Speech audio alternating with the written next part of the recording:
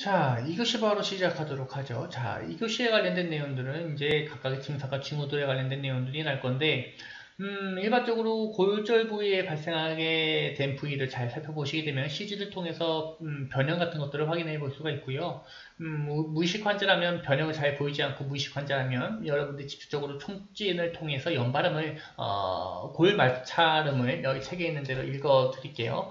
골 마찰음을 이것도 제가 신용어로는 뼈 비빈 소리를 알고 있는데 이게 어떻게 되는지 모르겠네요. 어쨌든 간에 이 골 마찰음이 일어날 수도 있습니다.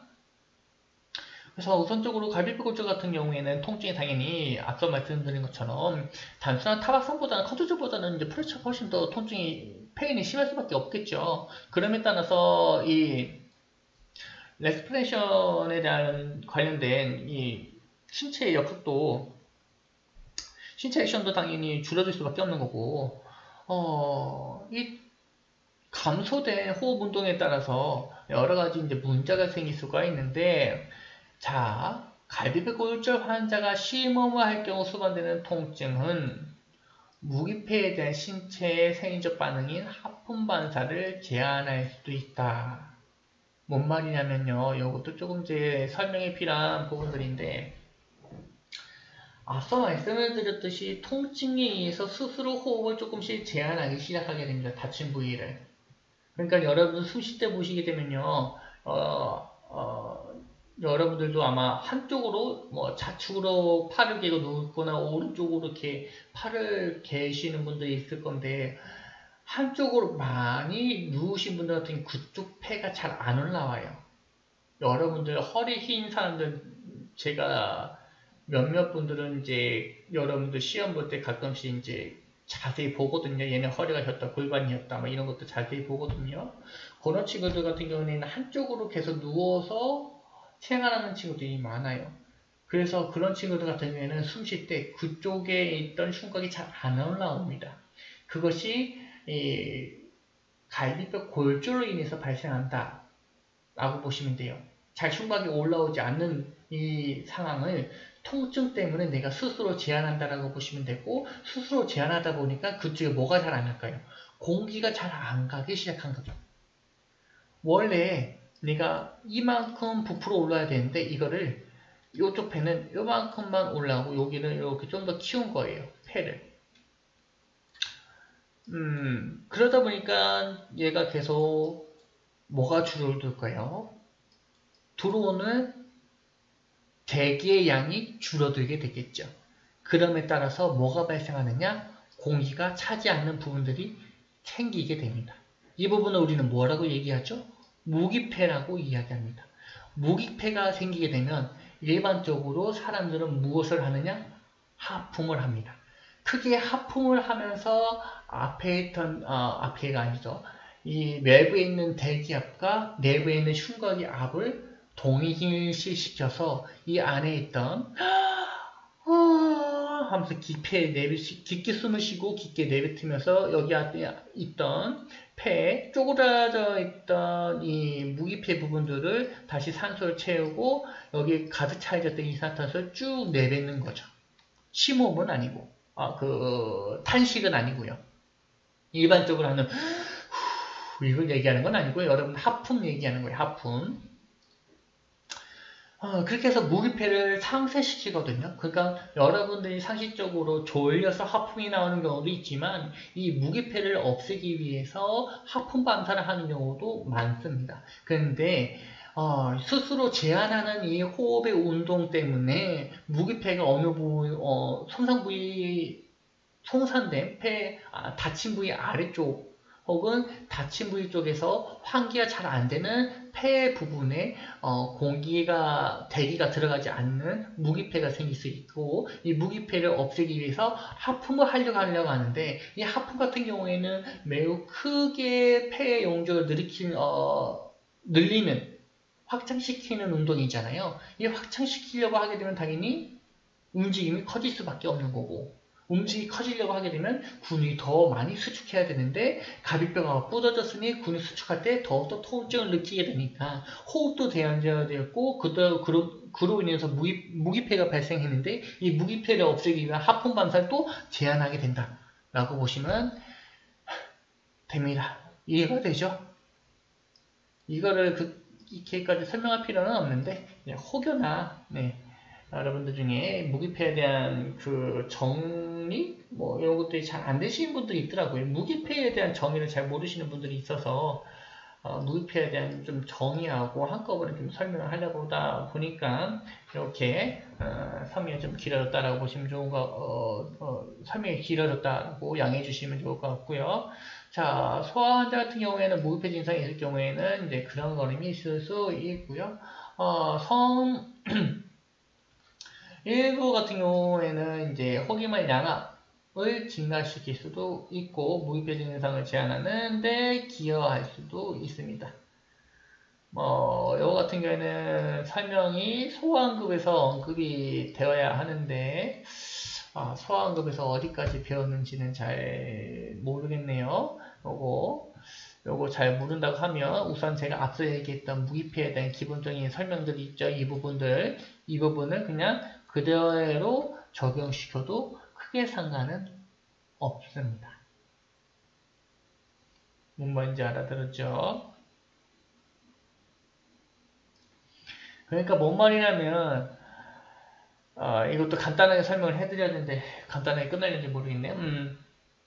숨을 쉬려면 흉벽이 확장시켜야 되는데 확장할 때 통증이 생기는 거예요. 그죠? 그러니까 대부분 여기서 뭐만 할까요? 날숨만 할 겁니다. 날숨만.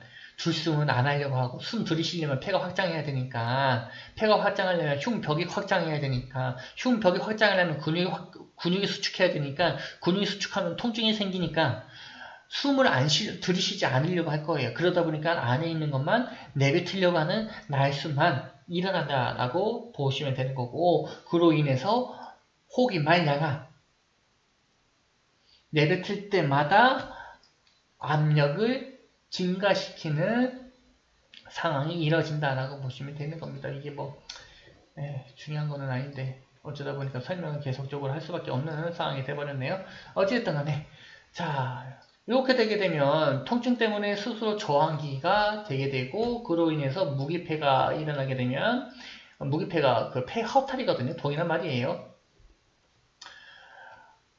가스 교환을 할 수 있는 폐평 지역이 당연히 줄어들 수밖에 없겠죠. 그죠? 폐 안에 공기가 들어갈 수 있는 공간이 줄어드니까 그래서 가스 교환이 잘 이루어지지 않게 되고 그로 인해 저산소증으로 빠지게 된다는 점. 그리고 무기폐가 발생한 구역, 그러니까 폐포 안에 원래 가스가 항상 가스가 또 그렇고 대기 중에 있는 공기가 차여져 있어야 되는데 무기폐 말 그대로 기체가 없는 폐잖아요. 그죠? 기체가 없다 보니까 여기에 뭐가 차이기 시작해요? 혈액이나 조직에 삼출액이 차기 시작할 수도 있죠.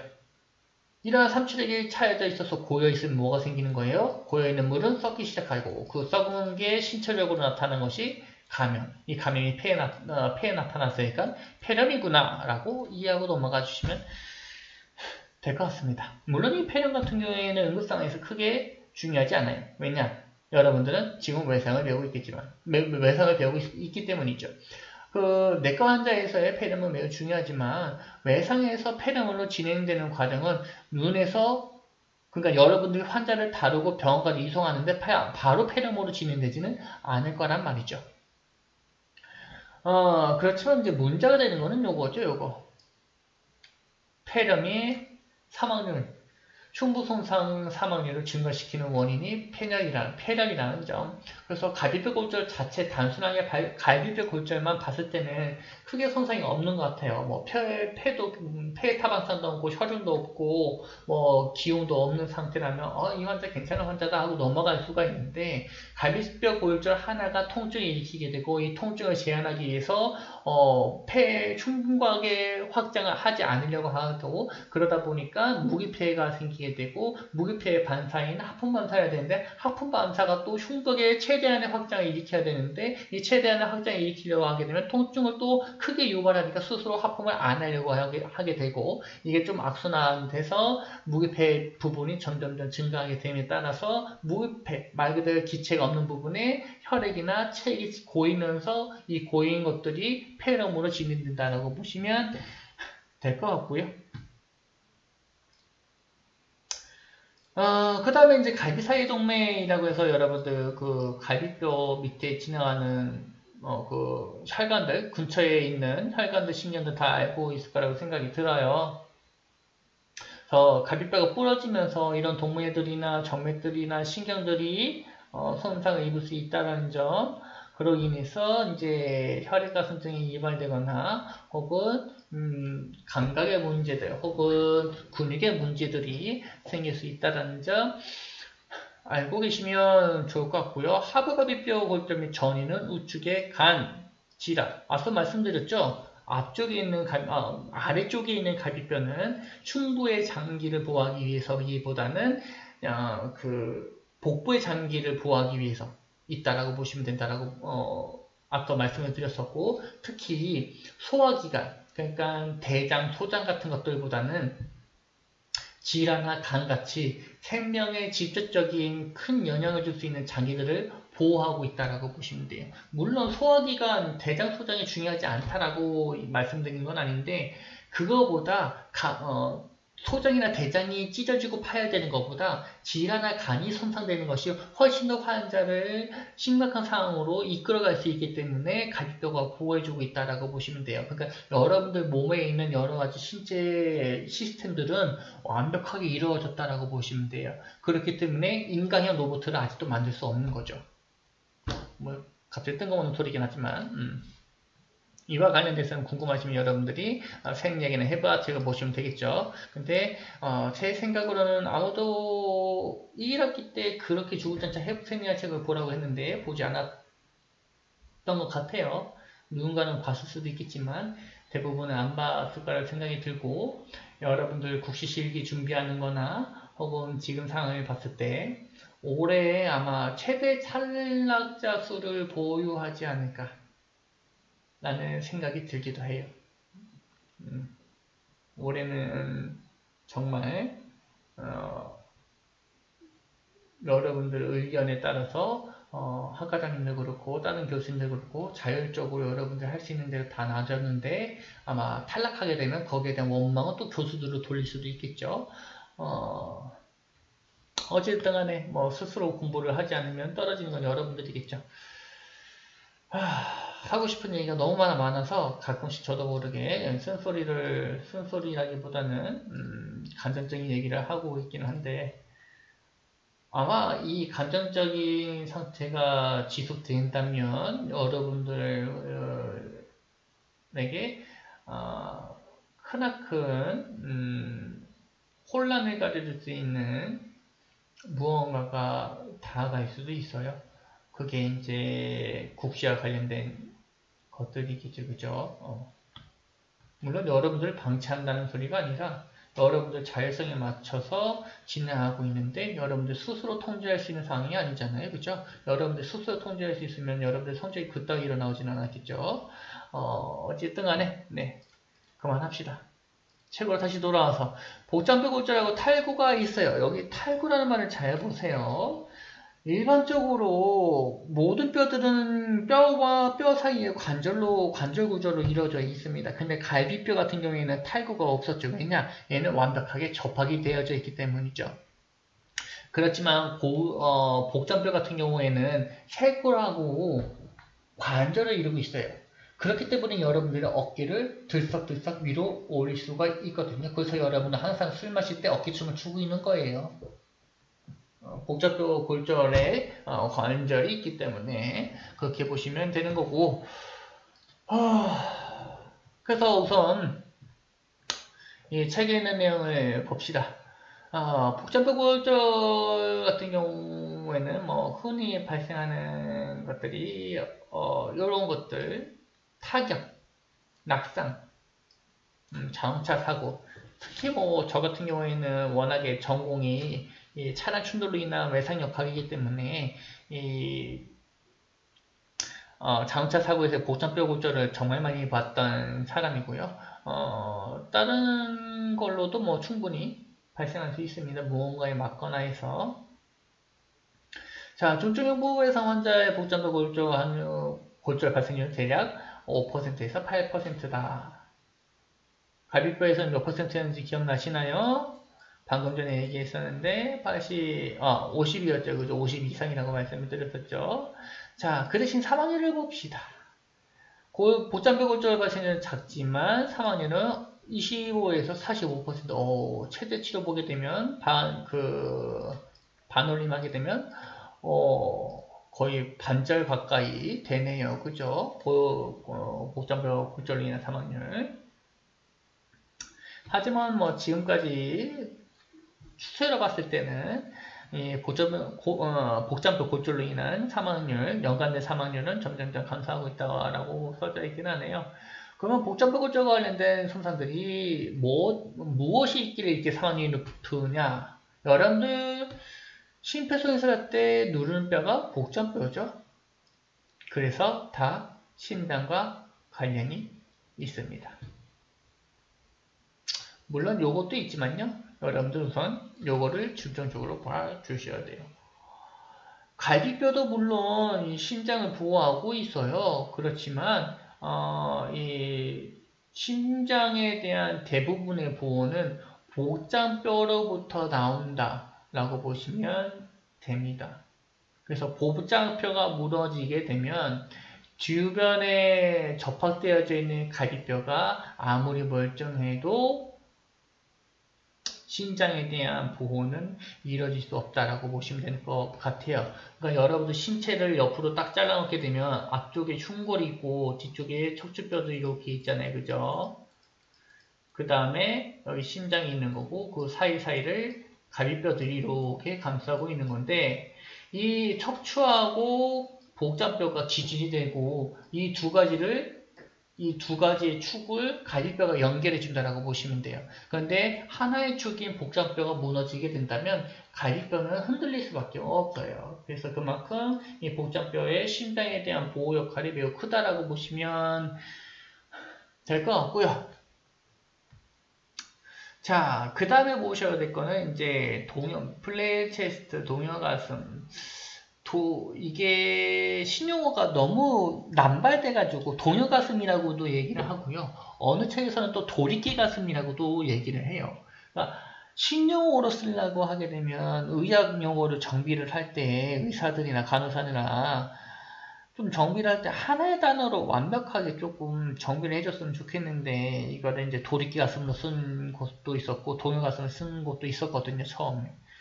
그래서 너무나 힘든 거. 아까 전에 그 골 마찰음도 뼈 비빈 소리로 되어져 있는 것도 많고 여기서는 또 골 마찰음으로 되어져 있잖아요. 이런 것들이 너무나 난잡하게 되어져 있어서 좀 정비 한번 신용어에 대한 재정비가 필요하긴 한데 물론 뭐 제가 뭐 큰 연령력이 있는 사람이 아니라서 지네들끼리 알아서 뭐 지져보고 하겠죠. 우선 여기는 동요가슴으로 얘기하고 있으니까 동요가슴으로 통일합시다. 플랫 체스트. 복장뼈 골절 같은 경우에 이 동요가슴을 발생시킬 수도 있어요. 주변에 갈비뼈하고 의견골이 송산될 경우에는요. 그러니까 일반적으로 여러분들이 이 동요가슴 같은 경우에는 어떻게 생각하냐면 갈비뼈가 이렇게 있으면 이렇게 쫙 부러지고 여기 쫙 부러져서 이쪽이랑 움직임이 다른 걸 일반적으로 생각하잖아요. 그죠? 동요가슴이라고 하게 되면. 근데 요것도 생각해 보셔야 돼요. CPR을 정말 못하는 인턴들이나 혹은 뭐 응급구사들이 너무 세게 눌러서 이 주변에 있는 갈비뼈가 다 부러진 경우가 있어요. 흉골 주변에. 그럼 어떻게 될까요? 여기가 동요가슴. 파라도시컬 무브먼트가 뭐였죠? 그게 한국말로 생각이 잘 안 나는데 그거 하여튼 그 파라도시컬 무브먼트가 여기에 생기는 거죠. 이쪽 부분에 이런 동요가슴도 생길 수 있다는 점. 그리고 여기서 얘기하고 있는 거는 이 갈비뼈하고 붙어있는 충골이 같이 부러지게 되면 이 부위가 동요가슴이 되는 거죠. 이렇게 부러졌으면 여기 갈비뼈가 있기는데 이쪽 갈비뼈하고 충골이 이렇게 부러졌다 그러면 이쪽 아랫부위 이 부위가 동요가슴 부위가 되는 겁니다. 이해가 되실 거라고 생각이 들고요. 자, 그 다음에 보셔야 될 게 이제 탈구. 지금까지는 탈구가 한 번도 없었는데 충골 같은 경우에는 쇄골하고 관절을 이루고 있다라고 말씀드렸었죠, 그죠? 그래서 이 쇄골하고 관절을 이루고 있는 부위에 탈구가 가끔씩 발생할 수가 있는데 정말 상당한 충격이 가해지지 않는 한 이 복장, 빗장 관절에 대한 탈구는 발생되지 않습니다, 거의. 그래서 요거 같은 경우에는 탈구가 일어나게 되면 두 가지 방향으로 일어날 수 있거든요. 전방 탈구하고 후방 탈구로 나타날 수가 있는데 전방 탈구 같은 경우에는 이 보쌈뼈 자루 앞부분이 눈이 띄는 변형, 앞으로 나온다는 얘기예요. 앞으로 나오는 형태로 뜨게 되고요. 후방 탈구 같은 경우에는 빗장뼈가 복장뼈 위쪽으로 나와 있는, 복장뼈 뒤쪽으로 이탈돼서 복장뼈 측면이 빈 공간이 생긴다는 점이 특징이라고 보시면 됩니다. 이해가 되시나요?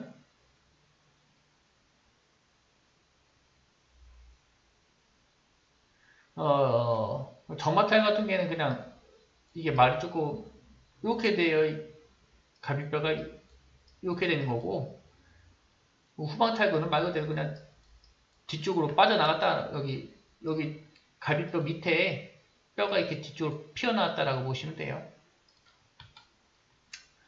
그래서 이 후방 빗장뼈 탈구 같은 경우에는 흉골이 밑으로 빠졌기 때문에 그 밑에 지나고 있는 혈관이나 기도나 식도를 압박시킬 수도 있다라는 점 보시면 좋을 것 같고요. 그 다음에 있는 것이 이제 동요가슴인데 동요가슴 같은 경우에는 조금 설명이 길어질 수도 있어요. 워낙에 많은 내용을 해야 돼서 우선 이야기는 합시다. 자, 동요가슴 같은 경우에는 충격의 움직임에 반대되는 혹은 여기서 얘기하는 것처럼 자유롭게 움직이는 부분들을 이야기하게 되는데 여기에 정의가 넣어져 있죠. 2군데 이상 골절 내 갈비뼈가 3개 이상 인접하여 있는 경우를 이제 동요가슴이다 라고 이야기하고요. 그것 때문에 얘가 흉곽이 올라가게 되면 얘는 흉곽은 내려가죠. 그리고 흉곽이 얘는 내려갈 때 얘는 흉곽은 올라가게 되고 이건 이제 양압과 음압의 차이라고 보시면 돼요. 알겠죠? 이거는 이제 여러분들이 그 숨쉬는 기전에 대해서 잘 알고 있으면 특별하게 설명할 필요가 없는 부분이라서 이것도 그냥 쭉 넘어가고 같고요. 혹시나 여러분들이 잘 모를 것 같다라고 생각이 들게 되면 뒤쪽에 이제 운동과 관련된 파라독시컬 무브먼트와 관련된 내용들이 조금 나올 거거든요. 그와 관련돼서 조금 더 설명을 강화하거나 혹은 부가 설명을 드린다거나 해서 이해가 갈 수 있도록 조금 노력을 해 보도록 할게요. 우선 책에 있는 내용을 봅시다. 그래서 동요가슴 같은 경우에는 중증 폐손상과 연관이 되어져 있죠. 아까 전에 뭐라 그랬어요? 동요가슴이 뭐에 속해있다고 그랬죠?